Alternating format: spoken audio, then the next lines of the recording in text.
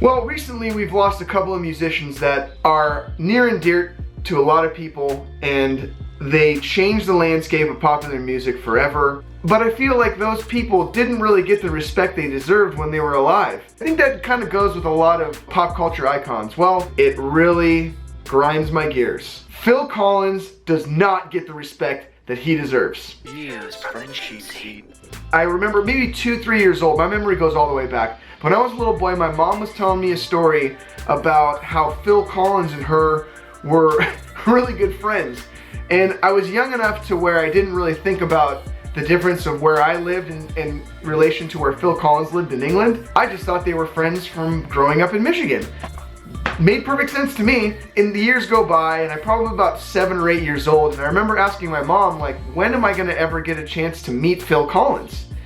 And she said to me, what are you talking about? And I said, when I was a little boy, you told me that you were good friends with Phil Collins. And she said that I got it all twisted. Apparently, she had a dream that her and Phil Collins were good buddies.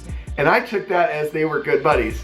And so growing up, I always had this real deep connection to Phil Collins and his music. And that goes for a variety of reasons. Now, in the 80s, Phil Collins had more top 40 singles than any other artist out there.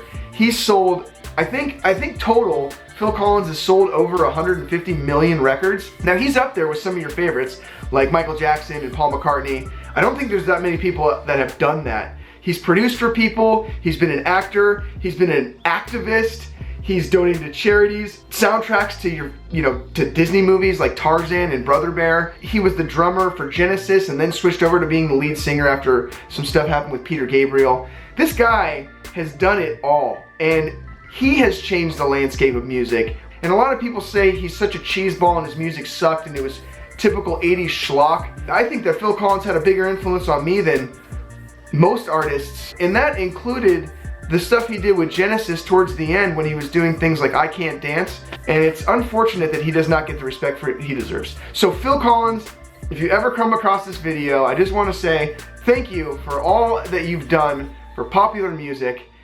Forget any of the criticism that you've got, because that's just naysayers. Phil, from the bottom of my heart, I love what you've done. So if you guys haven't been a huge Phil Collins supporter in the past, I suggest you go and revisit his catalog of material, because I'm telling you, you will not be disappointed. So that's all I gotta say today. Be kind, rewind, and I'll see you in the next one. Peace!